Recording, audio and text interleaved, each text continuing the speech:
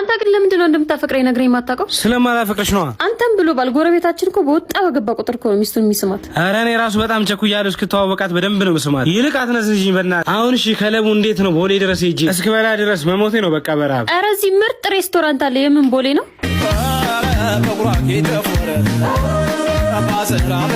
እንደዚህ ብታበይ ኖሮ ሁልጊዜ እንደማፈቅርሽ ነግርሽ ነበር። ዝም ብለሽ በባዶ። ድሮም ወንድ ልጅ ሆዱን ይወዳል።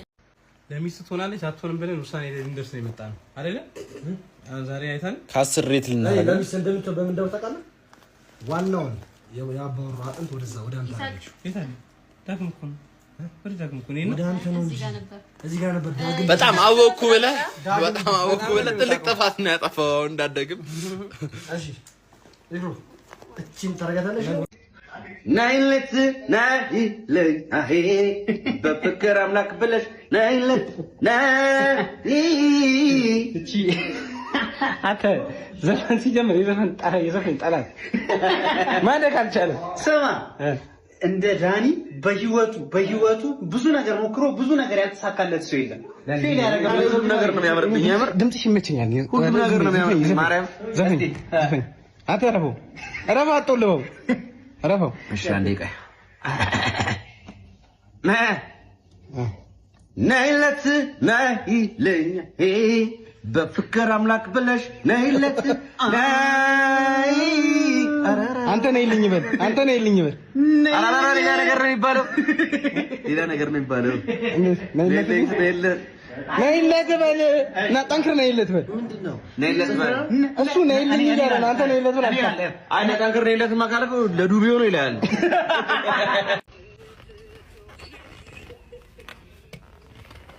እሺ አሎ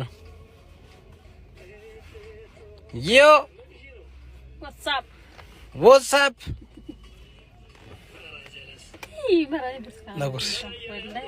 ጉርሻን ቢባል ሄጂ አንቺ አንቺ ጉርሽ ልቀየርብሽ ነው ቶሎ ወላሂ ነው ብርቱካን አልወድም ሳምንቴ አላጉርስሽም ለፍቅራችን ነው። ነይ ለፍቅራችን ነው። ነይ ኧረ ሂሳብ ከለስምሳ የሆነ ነገር ታደርገኝ ነው አውቃለሁ። ወላሂ የሆነ ነገር ታደርገኝ አላምንም ሲጀምር በቃ ታስቢው ይቅር እምላለሁ ወድሻለሁ። ኢኮዬ ወይ ለሳምሽ አንተ ያማህል ከጋብቻ በፊት እንደዛ አይነት ነገር አይመችኝም። በቃ ስታገቢ ጥሪ። ስሚ ግን ሰው ተጋቡ ይለናል። ለምንድን ነው ማንጋባው? ኧረ እኔ እኮ እንደ ወንድሜ ነው የማየህ። ባይሆን ምን ያስደስታል? ከእህቴ ጋር መተኛት። እኔ የምልህ ፍቅር ወይዬ እኔ እናንተ ግን መቼ ነው የምንጋባው? ቅርቡ እንጋባለን አልኩሽ አንዴ። ምንድን ነው 10 ዓመት ሆኖ ተጨቃጨቅን። ወዲህ ነው ለምን ግን አታገቢም? እባክህ የዘንድሮ ወንዶች ለትዳር አይሆኑም። አያቴ በህይወት አሉ ላናግርልሽ። ደግሞ ሀብታም ናቸው። ይሄን እሳቸውን ባገባ እኮ ለገንዘብ ብላ ነው ያገባቻቸው ምናምን ልትለኝ ነው? አይ አይደለም፣ ተረት መስማት ስለምትወጂ ልትሰሚያቸው። አብዛኛው ቤት አባት የለም። የትም ብዙ ቤት ቁጠሪ፣ አባት ነው አፈር ውስጥ ያለው። ታውቂያለሽ? የምሬን ነው፣ አባት ነው። ለምን መሰለሽ?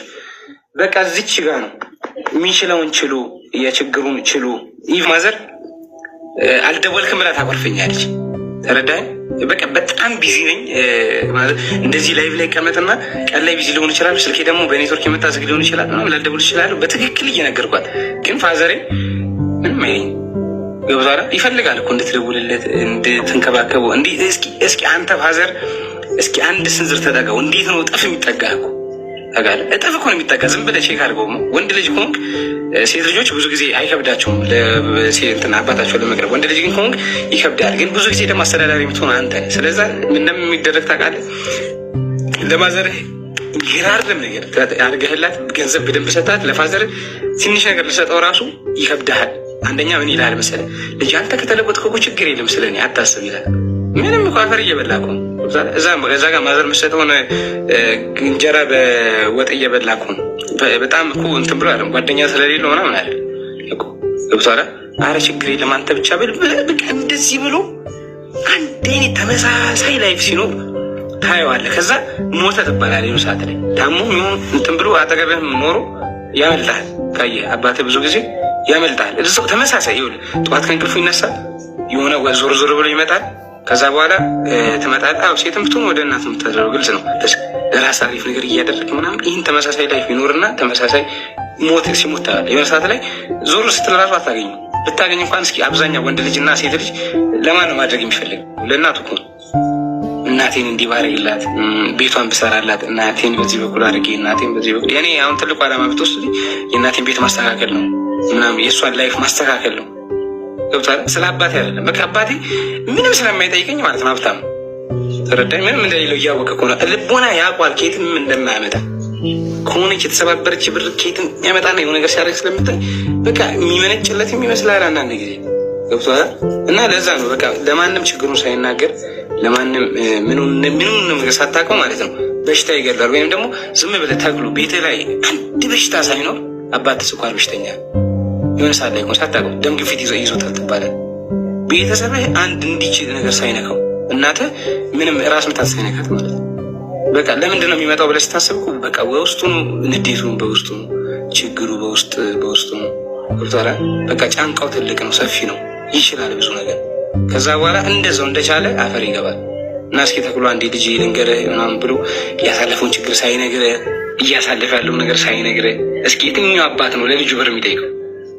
ማንም እኮ አይጠይቅም። እንዲህ አፈር ይበላል እንጂ እዚህ ጋር እንዲህ እንቆት እዚች ጋር አንድ እንደው ሱሪ የምለብሰው ነገር እንኳን ቢኖር ብገዛበት እስኪ ብር 1000 2,000 ብር ስጠኝ የሚለው ማንም የለም።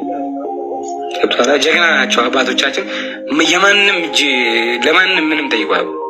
ረዳኝ እሱ ነገር አድጎ እነሱ ጋር ወንድነታቸው አድጎ ለልጃቸው አይጠይቁ፣ ይሞታሉ አፈር በልተው። እናም ይሞቱብሃልም ደግሞ እያያቸው። አንተም ደግሞ እንደው ስለ ፋዘር ኮታ አሳስበው ያውቃል? ስለ አባቴ ምናምን ባህል እንኳን ቢሆን እስኪ ይህን ነገር ልበስ ብለህ ምናምን ነገር ከስንት አንዱ እንዳያደለው እኮ እንዲህ ከስንት አንዱ ያደለው